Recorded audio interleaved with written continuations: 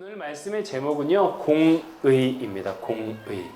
네, 공의. 저는 이 공의라는 말씀의 제목을 통하여서 하나님의 공의가 무엇인지 상고하기를 원합니다. 하나님의 공의의 결정체는요, 예수 그리스도예요. 예수 그리스도를 그리고 우리는 따르는 자들이고, 그래서 우리를 성도라고 부릅니다. 그리고 이 크리스찬은 결국 그러면 하나님의 공의를 흘려보내는 자들이다. 그래야 함을, 그러한 삶을 살아야 함을 오늘 말씀을 통해 증거하고자 합니다. 여러분, 평화로움이 좋습니까? 아니면 그렇지 않은 게 좋습니까? 내 삶이 좀 평화로웠으면 좋겠습니까? 아니면 다릅니까?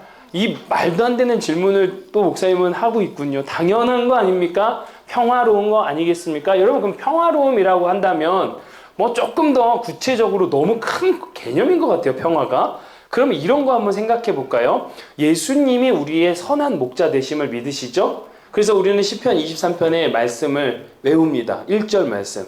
아시죠? 이거 하나만 알고 있어도요, 기도할 때 엄청 힘이 돼요. 여호와는 나의 목자시니 내가 부족함이 없으리로다. 그쵸? 그럼 이 말씀 하나만 가지고 기도해 보세요. 이것만 가져도 기도에 능력이 생겨요. 맞습니까? 여러분, 여호와는 나의 목자시니 내가 부족함이 없는 거 맞습니까? 잘 안 되죠. 여호와는 나의 목자 맞긴 한데 부족함은 너무 많죠. 그러나 어쨌든 이 말씀을 생각하면 우리가 떠올릴 수 있는 그림들이 있을 거예요. 한번 생각해 보세요. 어떤 그림이 생각나요? 이런 거 아니겠어요? 그렇죠? 이런 그림들을 우리는 참 평화롭다라는 생각을 할 수 있어요. 평화라고 하면 우리는 이런 이미지들을 상상할 수 있겠다 싶습니다. 예수님이 나의 목자 되시고 양들이 막 평화 초원에서 자유롭게 풀을 뜯어 먹는 모습. 두 번째 질문. 그럼 여러분 어떤 양이 되길 원합니까? 저기 품에 있는 양이 되길 원합니까? 아니면 저 풀밭에서 풀을 뜯어 먹고 있는 양 중에 하나이길 원합니까? 네. 이 품 안에 있길 원하시는 분도 있고, 저는 저 풀 뜯어 먹는 양 중에 하나이길 원하기도 합니다. 네. 어쨌든 이것도 좋고 저것도 좋을 것 같아요. 예수님 안에 있는 것도 좋고, 예수님의 그 보응하심 안에서 우리가 정말 서로 교제하고 누리며 이렇게 풀 뜯는 게, 이게 사실 저 풀을 뜯는 모습이란 말이에요. 보통 예수님이 우리의 목자 되시고 평안을 주신다라고 하면 이런 그림을 상상해요. 그런데요, 여러분, 알프레도 술드라는 사람이 그린 그림이 있어요. 다시 한번 또 보여드릴게요. 이런 그림이에요. 그가 예수님이 우리의 참 목자이고 선한 목자이다라는 걸 표현한 그림은 이런 그림이었던 거예요.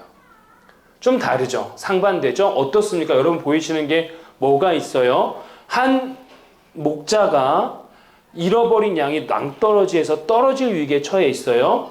그래서 낭떠러지 가운데 왼손으로는 돌을 붙잡고 자기를 버티고 오른손은 뻗어서 어린 양을 구하려고 하는 장면. 그쵸? 그리고 오른손에 보면은 핏줄이 이렇게 힘줄이 서 있는 것들 보이시죠? 오른쪽 어깨에는 밑으로 내려가다 그랬는지 가지로 인해서 옷이 이제 찢길까 말까 하고 있는 상황. 그리고 어린 양은 왠지 애처롭게 주인을 바라보고 있고, 위에 보면은 솔개 2마리가 그 어린 양을 잡아먹기 위해서 있는 상황. 이 상황이 선한 목자, 참된 목자가 우리 어린 양을 이끌어가는 모습이다라고 이 알프레드 수드라는 사람은 The Lost Sheep이라는 그림을 그렸다는 거예요.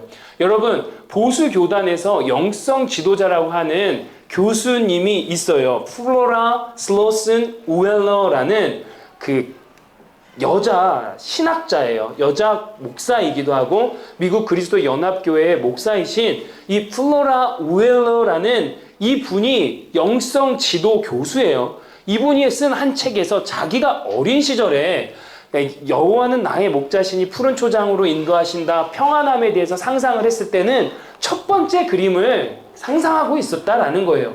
그러던 어느 날 이 그림을 엄마가 보여준 거예요. 그러면서 여호와가 내 목자가 되는 거는 이런 상황일 수도 있는 거구나. 그러니까 하나님께서 우리에게 주시는 평안함이라는 것은 과연 진짜 우리가 원하는 대로 그냥 그 푸른 초장에서 아무 일 없길 바라는 것이 아니라, 내가 정말 거친 인생 가운데, 정말 풍랑이 일어나는 인생 가운데 나에게 손을 뻗어주시는 그 예수 그리스도의 목자, 그분으로 인하여서 어떤 상황 가운데서도 내가 두려워하지 않는 거구나. 이런 것들을 경험했다라는 거예요. 여러분 공감이 되십니까? 우리의 삶이 첫 번째 그림 같진 않아요. 원하죠. 그러나 우리의 삶은 두 번째 그림 같지 않습니까? 그럼에도 불구하고 우리는 여호와는 나의 목자시니 내게 부족함이 없음을, 평안함을 고백합니다. 여러분, 평화, 샬롬, 이러는 이 평화의 원어의 의미는요, 폭풍 속의 눈이에요. 태풍 한가운의 눈은 굉장히 평화롭습니다. 그걸 우리는 평안이라고 하는 거예요. 내 주변은 소용돌이가 치고 폭풍우가 치고 있지만 나를 향하여 손을 뻗고 계시고 나를 인도하여 주시는 주님으로 인하여 내가 평안합니다 라는 고백을 한다는 거죠. 결국 그러니까 평화라는 관점으로 오늘 본문을 시작하려고 그러거든요. 그럼 우리가 생각하는 평화는 그냥 잔잔함이 아닐 수 있다라는 거예요. 예수님이 우리를 목자로 인도하시는 그 평안함은 잔잔함이 아닐 수 있다라는 거죠. 이런 관점에서 오늘 본문을 들어가 보았으면 좋겠어요. 예수님이요, 유대의 초막절이라는 명절을 맞이하여 예루살렘에 올라간 걸 우리 지난주에 얘기했어요. 그렇죠? 형제들은 올라가가지고 인기를 얻으라, 사람들의 환호와 열광을 받아봐라, 한자리 해보자, 능력을 한번 보여보자. 그렇지만 예수님 그것은 나의 뜻과는 다르다라고 얘기하고 중간쯤 해서 조용히 올라갔단 말이에요. 그렇죠? 지난주까지 우리는 이 얘기를 했어요. 예수님이 예루살렘에 올라가신 것은 어떤 이유라고 말씀드렸죠? 십자가의 그 길 하나밖에 없다. 예수님이 말씀하시는 때는 십자가의 그 길 하나밖에 없다. 그렇기 때문에 예수님이 조용히 올라가셨다라는 것은요, 결국 십자가상으로 올라가셨다는 것을 예표하고 있고 선포하고 있고 암시하고 있는 내용이에요. 그리고 오늘 이어져서 초막절 중간쯤에 예수님이 하신 일들, 그것들을 얘기하고 있습니다. 14절 보면 이미 명절의 중간이 되어 예수께서 성전에 올라가사 가르치시니. 자, 예수님이 올라가셨어요. 그 이유는 인기를 얻으면도 아니었고 어떤 기적과 표적을 행하기 위함도 아니었고 14절은 그 이유를 명백하게 얘기하고 있습니다. 뭐라고요? 가르치려고, 강론하기 위해서, 하나님의 말씀을 선포하시기 위해서 올라갔다라는 거예요. 자, 그런데 우리 아까 두 번째 말, 그 그림을 계속 생각하고 오늘의 본문을 얘기하자고요. 초막절이 어떤 명절이라고 했지요? 지금으로 말하면 추수감사절과 같이 껴있다고 했어요. 초막절은 우리가 장막 생활을 하면서 우리가 7박 8일 동안 우리의 임시거처를 만들고 그 광야 가운데 우리와 함께 거하신 하나님을 기억하고 그 은혜를 나누는 절기라고 했어요. 초막절의 끝은 예수 그리스도에게 있어요.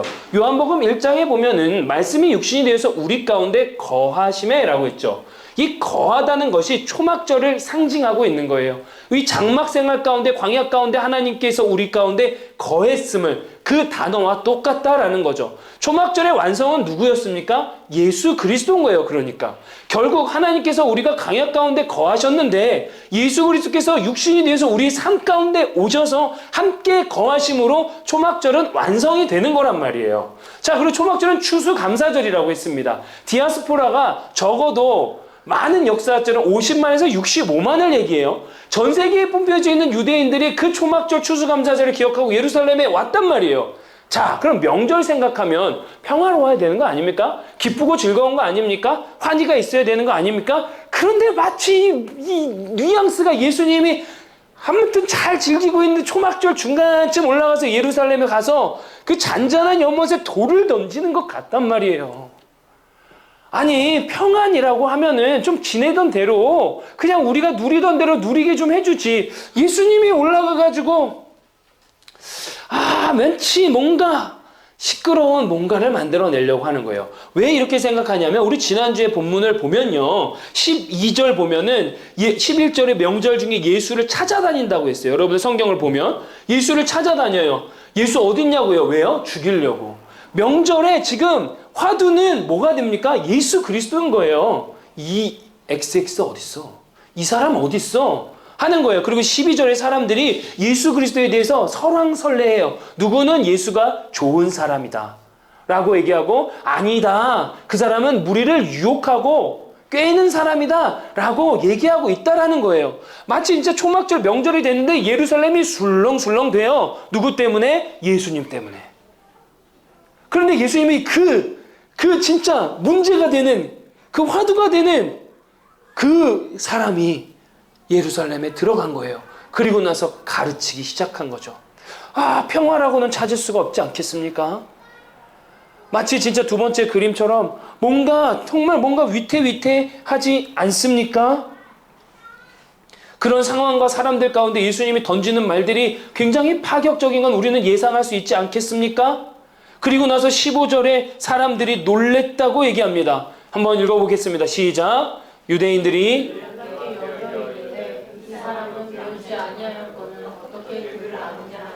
네, 이슈를 제기하기 시작하는 거예요. 예수님이 강론하기 시작하니까 그 내용이 맞든 틀리든 간에 이슈가 되고 문제거리가 삼는 거예요. 그러면서 사람들이 놀랍게 여겼는데 두 가지 이유가 있대요. 첫 번째, 이 사람은 배우지 아니하였다는 거죠.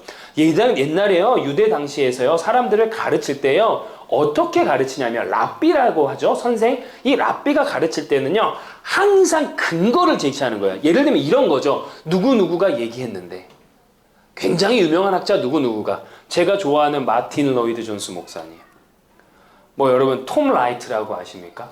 뭐 바클레이, 뭐 우리 한국 사람들 중에서는 우리 지금 그 성경 주석 한다는 송태근 목사님이 설교할 때 주석에 이렇게 얘기하셨는데, 이렇게 되면 어때요? 좀 있어 보이죠? 세상 말로 유식해 보이지 않습니까? 이 당시도 똑같아요. 티칭하는 방식이 이런 거예요. 랍비 누구누구가 얘기하기를 이러이러했다라고 하는데, 이 유대인들이 첫 번째 놀란 건 이 사람은 배우지 아니하였다라는 거예요. 그러니까 티칭을 할 때 내 인맥이 학술적인 인맥이 누구누구가 있다라는 거를 드러내는 것이 일반적인 방법인데, 예수님은 그러지 않고 있는 거예요.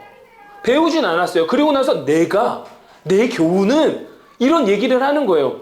뭐지? 이런 반응이란 거예요. 두 번째는 뭐였냐면 어떻게 글을 아냐라는 거예요. 글이라는 이 글이 원어로 그라마타라는 헬라어를 쓰는데 이게 영어로 그래마예요. 어떻게 글을 읽고 할 줄 아냐? 어떻게 히브리 이 성경을 읽어내냐? 어떻게 아람어를 할 수 있느냐, 읽느냐? 이 얘기를 하는 거예요. 왜냐? 내가 너를 아는데, 갈릴리 목수의 아들인데, 어디 가가지고 교육 제대로 받지 못한 사람인데 어떻게 이렇게 성경을 풀어내고 얘기하냐 이거예요. 그리고 글을 하냐 할 때 근데 그 표현하는 것과 수사법이 보통이 아닌 거예요.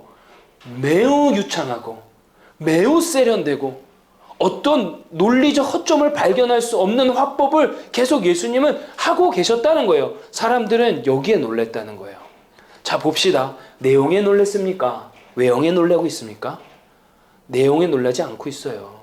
외모적인 거에 집중하고 있는 거예요. 그런데 이게 옛날만 그럽니까? 지금도 마찬가지 아닙니까? 제가 좀 상상을 해봤는데 우리도 마찬가지 아닙니까? 어디 한 교수님이 오셔서 얘기를 했다.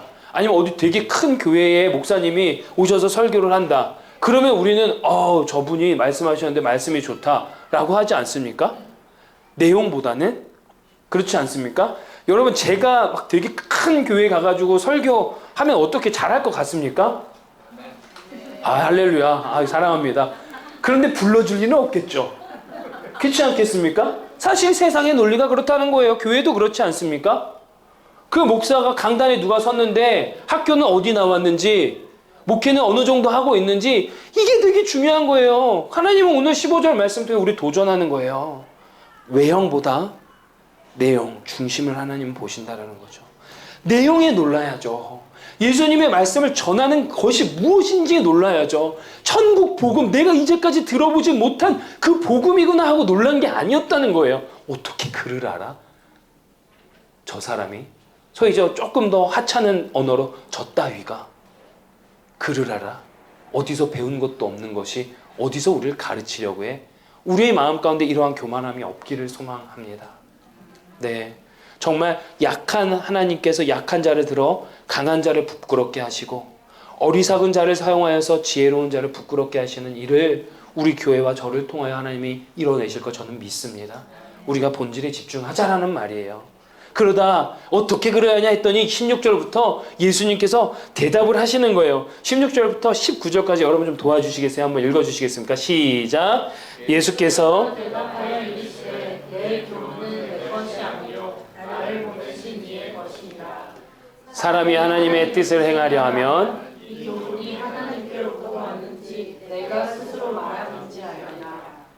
이어서요. 스스로 말하는 자는 자기 영광만 구하되 보내신 이의 영광을 구하는 자는 참되니 그 속에 불의가 없느니라. 모세가 너희에게 율법을 주니 아니하였느냐? 너희 중에 율법을 지키는 자가 없도다. 너희가 네, 이게 예수님의 말씀이었어요. 이제 무슨 말씀인지 알겠죠? 평안해요. 그냥 좀 잘 가르치고 좀 나이스하게 설교하시고 가시지. 또 가서 16절부터 얘기를 하는데 말도 안 되는 방법으로 내 교훈이래요. 내 교훈. 그리고 나를 보내신 이의 것이래요. 내가 하나님께서 보냈다는 얘기를 계속 하고 계시는 거예요. 신성모독인 거예요. 초막절에 추수감사절에 좀 기쁘고 즐긴다고 하는데 수천 년 동안 목숨처럼 지켜온 게 율법이에요. 율법에서 신성모독을 하면 쳐 죽여야 돼요. 지금 명절에 와가지고 예수님이 돌을 던지는 거예요. 평강의 왕이라고 하고 평화의 왕이라고 하시는 예수 그리스도께서 왔는데 지금 돌을 던지고 있는 거예요. 두 번째 그림이란 말이에요.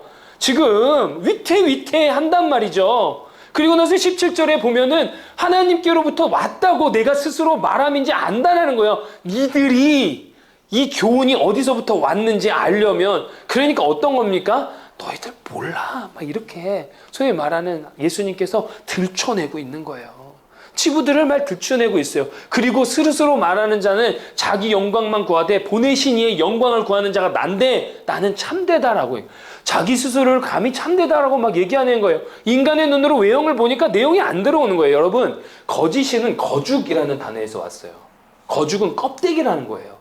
껍데기만 보는 걸 거짓이라고 그래요. 여러분, 참은 어디서 오냐면 차다, full로 차다, fulfill 하는 참, 여기에서 꽉 차다, 부족함이 없고 오절함이 없는 온전한 상태를 참이라고 얘기하는 거예요. 그러니까 예수님은 완전한 참이세요. 믿으십니까? 아멘. 근데 사람들은 거죽만 보게 되니까 자꾸 거짓에 집중하게 되는 거예요. 이 세상에 예수님께서 평강을 주셨다는 얘기는요, 내가 지금 예수님이 오기 전에 잘 살고 있는데 불편을 줬다는 얘기랑도 같지 않습니까? 단적으로 나 너무 술을 좋아하는데 이제 예수님 믿고 나니까 자꾸 술 먹는 게 부담되는 거예요. 아무도 다 오죽 예수시고 거룩하셔서 아니지만 다 압니다. 담배를 피셨던 분들, 그 담배를 너무 좋아했는데 이제 피다 보니까 어느 순간 한 대 빨려고 하면 이게 갑자기 이제 막 안에 성령이 막 이거 아닌 것 같은데. 내가 불법을 좀 해가지고 아무도 몰라요. 아무도 모르는데 쓱 한번 할 수 있지 않겠습니까? 그런 순간에 하고 하나님이 이게 평강을 주시는 예수님의 모습인 거예요. 그렇지 않습니까? 나 진짜 힘들어 죽겠고 애 키우기 바빠 죽겠는데 자꾸 예배의 자리에 나가야 돼요. 피곤해 죽겠는데 예배의 자리에 꾸역꾸역 나가야 돼요. 그 1시간, 2시간 나 좀 쉬면은 에너지 충전될 것 같은데, 피로가 풀릴 것 같은데, 근데 자꾸 나의 마음에 부담을 주시는 건 어쩐 일이란 말이에요. 주일에 좀 아이들이랑 시간을 보내고 있는데 오늘 우리 교회 가기 시작하면 맨날 2시 반에 목사님 끝내줘. 뭐 하라는 거야 그러면 나는 주일에 애들이랑. 근데 자꾸 부담을 느끼며 가는 거예요. 이게 주님께서 우리에게 주시는 평강이에요. 그렇지 않습니까? 우리가 늘 누리던 대로 누리게 두시는 게 아니란 말이에요. 예수님은 오늘 지금 우리에게 계속 찌르고 계세요. 너희들 그렇다. 불의가 나는 없다. 너희들은 거짓된다. 그리고 나서 19절에 너희 중에 뭐래요? 율법을 지키는 자가 없대요.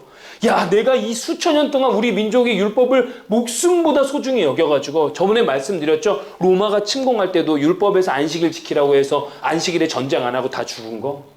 그 정도로 율법을 지켰던 우리인데 우리가 율법을 안 지킨다고? 그리고 나서 마지막에 어찌하여 나를 죽이려 하느냐. 예수님이 나를 죽이려 한다는 그 대상이 누굽니까? 무리입니까? 유대 당국자들입니까? 정확히 말하면 유대 당국자들이에요. 그러니까 무리들은 알 리가 없어요. 내가 언제 죽이려고 했어요? 라는 거죠. 그러니까 20절에 이렇게 반응을 하는 거예요. 무리가 대답하되 당신은 귀신이 들렸도다. 쉽게 얘기하면 저정신이 아니군요. 우리가 언제 당신을 죽이려 합니까? 무리들은 모르는 거예요. 유대 당국자들이 자기를 죽이려 했다는 것. 우리가 요한복음 5장에 38년 된 베데스다 병자를 고치는 사건이 있고, 그때 안식일 논쟁을 한 이후에 무슨 일이 있습니까? 유대인들이 예수를 죽이려 했습니다.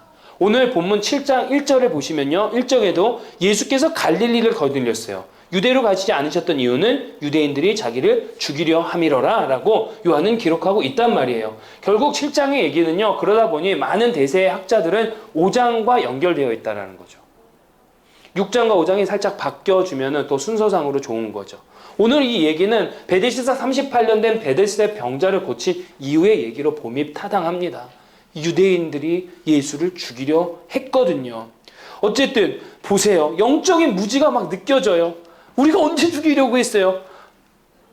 무리가 그런 거예요. 영적 무지가 그런 거예요. 예수님이 오병이어 기적 붙였을 때는 와, 우리 임금이 되어주세요 환호하지 않았습니까? 심지어 또 예수님께서 종려나무를 막 흔들어주면서 나귀를 타고 입성할 때는 어땠습니까? 호산나 호산나 우리 왕이여 왕이여 평강의 왕이여. 그렇게 환호할 때는 언제고, 예수님이 십자가에 이제 달려 돌아가기 전에 폭도로 바뀌어서 예수를 죽이라 하는 것이 영적인 무지를 가진 무리들의 모습이라는 거죠. 영적인 무지가 예수님을 죽였어요. 영적인 무지예요. 그리고 나서 21절에 다시 예수님이 말씀하세요. 예수께서 대답하여 이르시되 내가 한 가지 일을 행하며 너희가 다 이로 말미암아 이상히 여기는도다. 먼저는 한 가지 일이 아까 좀 말씀드렸지만 5장에 38년 된 베데스다 연못가에 있는 병자를 고친 일입니다. 이 한 가지 일을. 그러나 궁극적으로 하는 이 일은 뭡니까? 예수님께서 이 땅에 오셔서 했던 단 한 가지의 일은 뭡니까? 생명을 주심. 우리를 살려주심. 궁극적으로는 생명을 주시고 우리를 살려주심이라는 거죠. 영혼 회복에는 전혀 관심도 없고, 생명을 살리는 것은 전혀 관심도 없고, 거죽에만 관심이 있는 거짓된 백성들의 모습. 영혼을 살리는 모습, 생명을 구하고 한 영혼이라도 아까 두 번째의 그 모습처럼 떨어져 죽을 것 같은 그 양을 자신도 기꺼이 자신의 생명을 내면서 살려주신 그 일이 주님께서 우리에게 하신 일이라는 거예요. 그걸 사람들은 이상히 여겨요. 그런 사람이 없으니까. 그런 자가 없으니까. 그것은 결국 하나님과의 화해를 이야기하는 겁니다. 그러니까 예수님이 이 땅 가운데 하신 것은 우리에게 생명을 주셨다는 것은 지금 어둠의 영역에서 우리가 즐기고 누리고 있던 그것들 잘 즐기고 평화롭게 평안하게 살게 두시는 게 아니에요. 그런 관점에서 보면 평화는 두 번째에 가까운 거라고 계속 말씀드리고 싶은 거예요. 여러분, 우리가 신앙생활을 할 때 너무 힘들어요. 쉽지 않습니다. 주의 길을 가는 것이 그렇게 녹록하지 않습니다. 11조도 그렇지 않습니까? 헌금 생활도 그렇지 않습니까? 교회에 봉사하는 것도 그렇지 않습니까?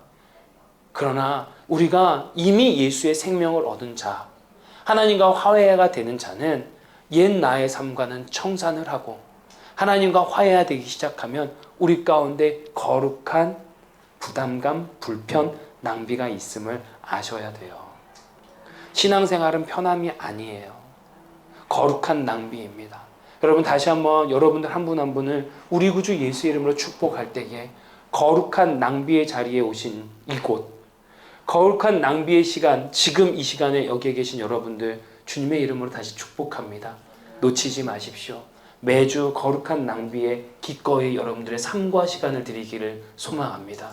그 가운데 하나님께서 주시는 평강이 있어요. 그 가운데 있어요. 자, 22절에 그리면서 예수님이 이제 절정에 달하는 거예요. 한번 읽어보겠습니다. 시작. 모세가 너에게 할례를 행했으니 그러나 할례는 모세가 정한 것이 아니요 조상들이 정한 것이라. 그러므로 너희가 안식일에 곧 사람에게 할례를 행하느니라. 아멘. 예수님이 말씀하세요. 그러면서 이제 자기가 행한 하나의 일 때문에, 그 생명을 살리는 일 때문에 너희가 기이 여긴다. 그러면서 모세의 할례 이야기를 가지고 오세요. 모세가 너에게 할례를 행했으니, 레위기 12장에 보면 모세를 향하여서 하나님께서 할례를 명하십니다. 아이가 태어나면 8일째 되는 날 할례를 행합니다. 자, 그렇다고 보면은 아이가 매일 월요일에 태어납니까? 아니죠. 어떻게 다 보면 걸려서 안식일에 걸리는 거예요. 8일째 되는 날. 그러면 보세요. 안식일은 어떤 규정이 있습니까? 어떠한 일도 하면 안 돼요. 그러면 할례는 또 하나님께서 율법을 주셨어요. 8일째 되는 날 할례를 행하라고. 그럼 이게 상충이 되지 않습니까? 그럼 이때 어떻게 해야 되는 거야? 라는 거죠. 그리고 예수님은 또 모세의 할례를 얘기할 때 사실 이 할례는 더 근원적으로 창세기 17장에 보면 아브라함을 향하여 하나님이 할례를 명령하세요. 이 할례의 의미는 언약이에요. 약속이에요. 생명이에요. 이걸 아브라함 때부터 하나님께서 약속하신 것이라 얘기를 한 거예요. 그리고 그게 8일째 되는 날 해야 되면 안식일에 됐을 때 어떻게 해야 되는 거냐라는 거죠. 근데 유대인들은 어떻게 한다는 거예요? 안식일에도 할례를 행했다라는 거예요. 그럼 안식일에 저촉이 되는 거 아니냐라는 거죠. 근데 미드라시라고 유대인의 율법책이 있거든요. 그 율법책에 보면은 신체의 구조를 248개로 나눠요. 신체 기관을. 그러면서 이 할례를 어떻게 규정했냐면 이 할례는 생명과 연관된 것이다. 그리고 그 미드라시 율법책에 보면 안식일에 어떠한 일도 하진 않아야 되지만 생명과 관련된 일은 예외다. 뭐 이렇게 해놓은 거예요. 누가 지은 겁니까? 하나님이 지으신 겁니까? 인간이 지은 겁니까? 인간이 지어놓은 거예요. 자기들이 이 모호한 규정 가운데 우선순위를 정한 거란 말이죠. 결국 할례도 신체 248개의 기관과 연관이 되어서 생명과 관련되었기에 인정하고 할례를 행한다라고 얘기했다는 거죠.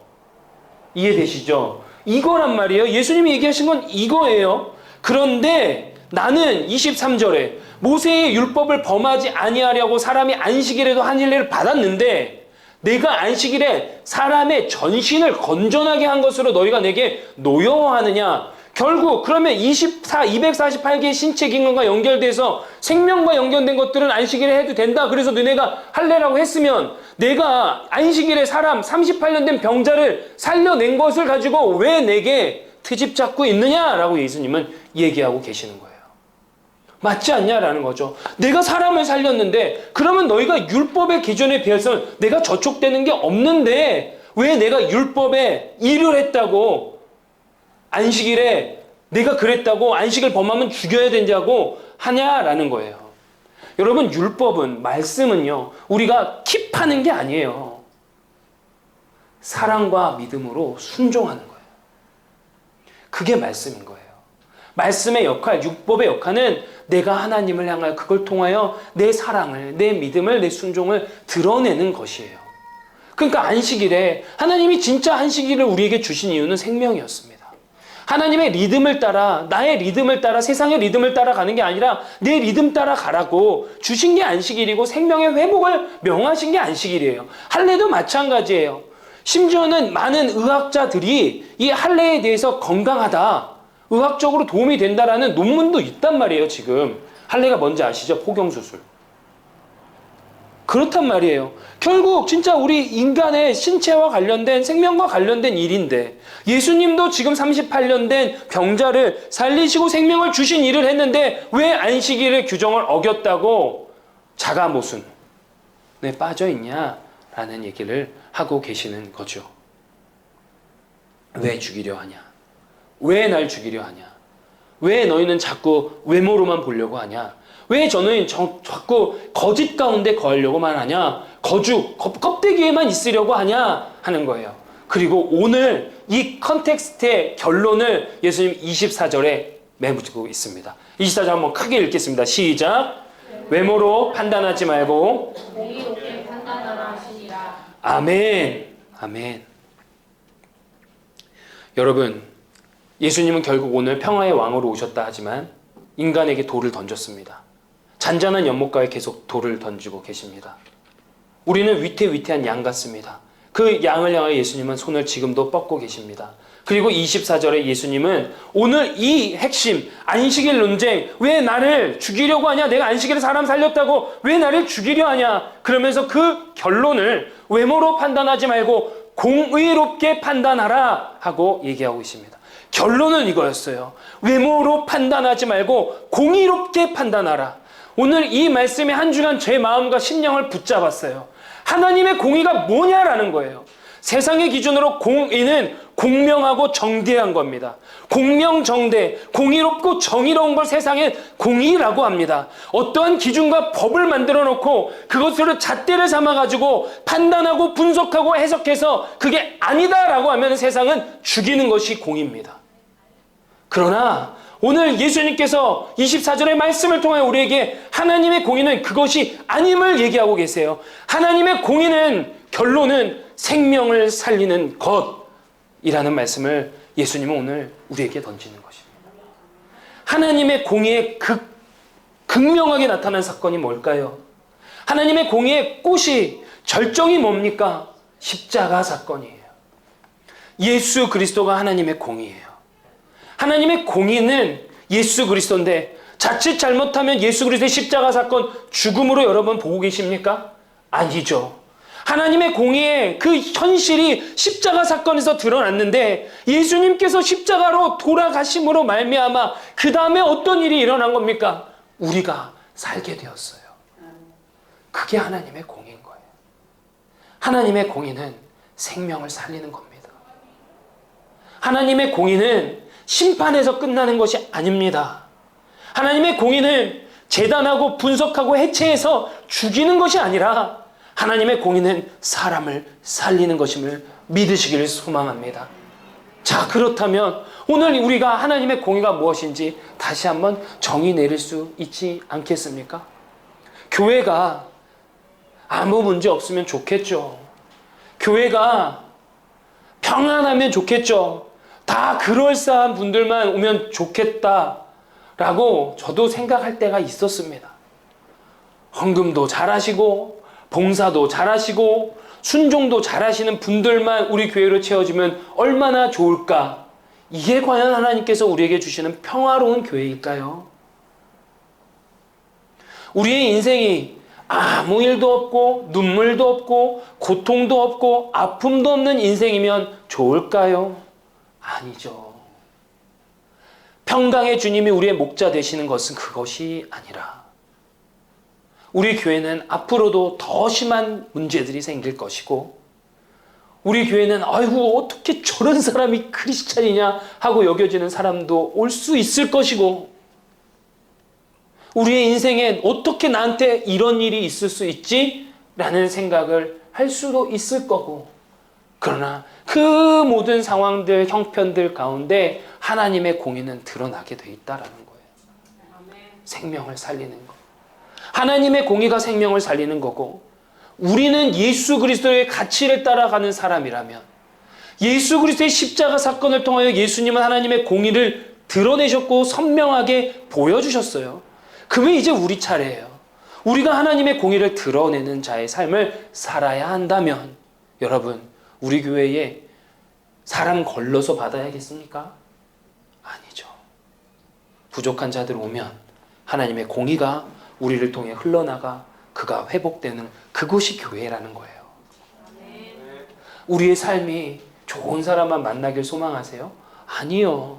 예수님 만났으면 나를 통하여 하나님의 공의가 하수처럼 냇물처럼 강처럼 바다처럼 흘러가서 그 영혼을 살리는 역할을 하셔야 되는 거예요. 직장의 가운데 소위 말하는 진상 같은 분들을 만나십니까? 오늘의 말씀으로 힘 받기를 소망합니다. 하나님의 공의를 흘려보내십시오. 하나님의 공의를 흘려보내십시오. 하나님의 공의는 간단히 생명을 살리는 것입니다. 이 세상에서 가장 큰 기적이 뭡니까? 하나님의 공의가 실현되어 우리가 하나님을 믿고 고백하고 순복하는 게 가장 큰 기적이에요. 잊지 마세요. 이게 가장 큰 기적이에요. 제가 지난주에 사고당해서 산 것도 기적이지만 더 큰 기적은 하나님을 내 아버지로 고백하고 예수 그리스도의 십자가에 감격하고 그 은혜와 사랑을 찬양하는 것, 그것을 믿는 것이 가장 큰 기적이에요. 자, 정리합시다. 여러분 결단해 보십시오. 우리가 12월 예수님을 기다리는 달입니다. 예수님이 이 땅 가운데 육신으로 오셨습니다. 예수님을 믿는다 하십니다. 예수 그리스도의 탄생을 믿는다 하십니다. 이제 우리는 어떻게 살아야 합니까?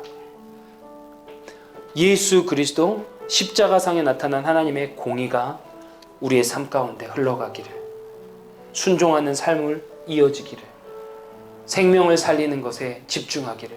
자, 그럼 판단 기준은 껍데기가 아니라, 외모가 아니라 내가 이거 생명 살리냐 안 살리냐로 기준이 되셨으면 좋겠어요. 생명을 살리는 일이냐 아니는 일이냐에 따라서 판단하시고 행하셨으면 좋겠어요. 그게 그렇게 될 때 하나님의 공의가 흘러가요. 믿으시죠? 여러분, 오늘도 우리 성령 하나님 의지하여서 우리의 존재 이유를 밝혀냅시다. 교회의 존재 가치를 밝혀냅시다. 하나님의 종의와 하나님의 공의가 생명을 살리는 일이 저와 여러분들의 삶 가운데 놀랍게 충만하게 마구마구 일어나기를 구주 예수 이름으로 축복합니다. 아멘.